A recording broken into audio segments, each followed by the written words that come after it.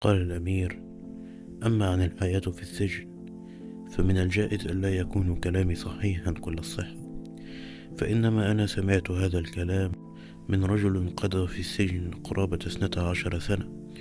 إنه أحد المرضى الذين كان يعالجهم طبيبي. كان هذا الرجل يصاب أحيانا بنوبات، وكان كثير الحركة والاضطراب والتخبط، حتى لقد حاول أن ينتحر.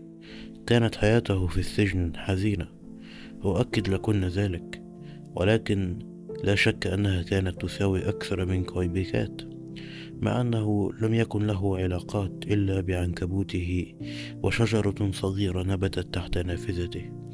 على أنني أفضل أن أقص عليكن قصة لقاء آخر تم لي في العام الماضي. إن في الأمر الذي سأحكيه لكن الآن شيئا غريبا جدا، غريبا بنظرة حدوثه.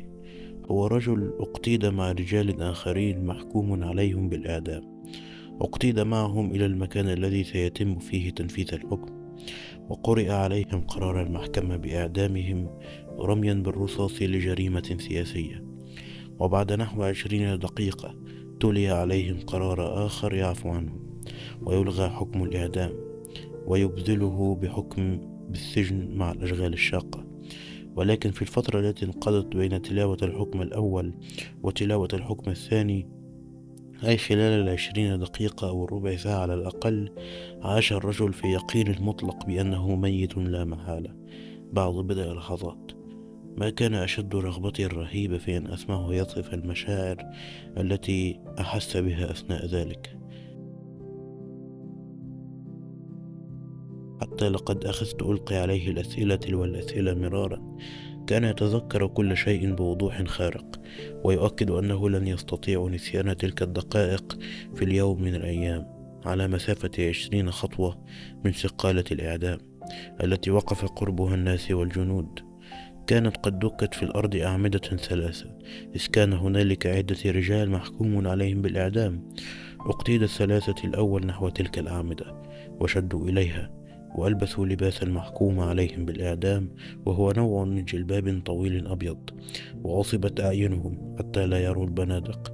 وبعد ذلك جاءت تقف قبالة كل عمود زمرة الجنود التي ستطلق رصاص الأعدام. إن الرجل الذي أحدثكم عنه هو الثامن في الترتيب، فكان عليه إذن أن يذهب إلى العمود في الفوج الثالث. وجاء كاهن يبارك الرجال المحكوم عليهم بالإعدام، ولم يبق لهم من الحياة إلا 5 دقائق يعيشونها. قال لي الرجل إن هذه الدقائق الخمس قد بدت له طويلة طولا لا نهاية له، غنيا غنى لا ينضب. بدا أنه من خلال هذه الدقائق الخمس سيعيش حيوات تبلغ من الكثرة أنه ليس في حاجة بعد إلى التفكير في اللحظة الأخيرة. حتى لقد رتب الأمور واتخذ إجراءاته على هذا الأساس، فحدد الزمان الذي سيودع فيه رفاقه، وخصص له لنفسه دقيقتين، وعين دقيقتين أخرين للتجمع على نفسه مرة أخيرة، وترك الوقت الباقي لإلقاء نظرة على ما حوله.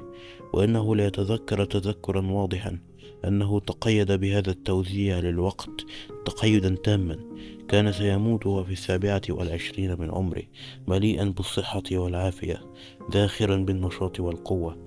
وأنه لا يتذكر أنه حين ودع رفاقه ألقى على كل منهم سؤالا لا علاقة له بالحالة الراهنة، حتى أنه اهتم اهتماما كبيرا بسماع أجوبتهن.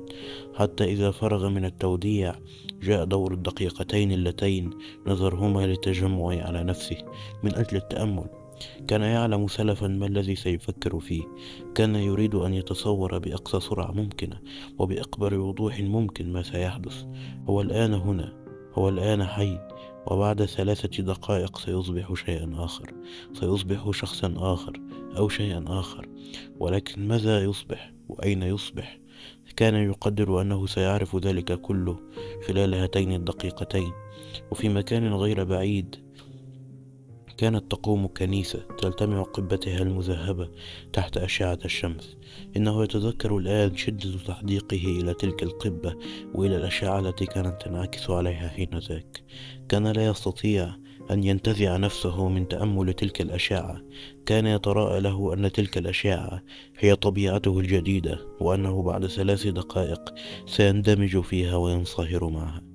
إن تلك الحالة من عدم اليقين ومن النفرة تجاه المجهول الذي سيحين حينه كانت رهيبة فظيعة، ولكنه قال إنه لا شيء كان أشق على نفسه عندئذ من هذه الفكرة التي كانت تدور في خاطره: ليتني أستطيع ألا أموت، ليت الحياة ترد إلي، ما أعظم الأبدية التي سأنعم بها إذا أمكن ذلك. لا أحين كل دقيقة دهرا، ولا أحصين جميع الدقائق، لا أضيع منها واحدة ولا أبدد منها واحدة. وقال أن هذه الفكرة قد صارت آخر الأمر إلى نوع من جنون، حتى أصبح لا يتملى إلا أن يطلق عليه الرصاص.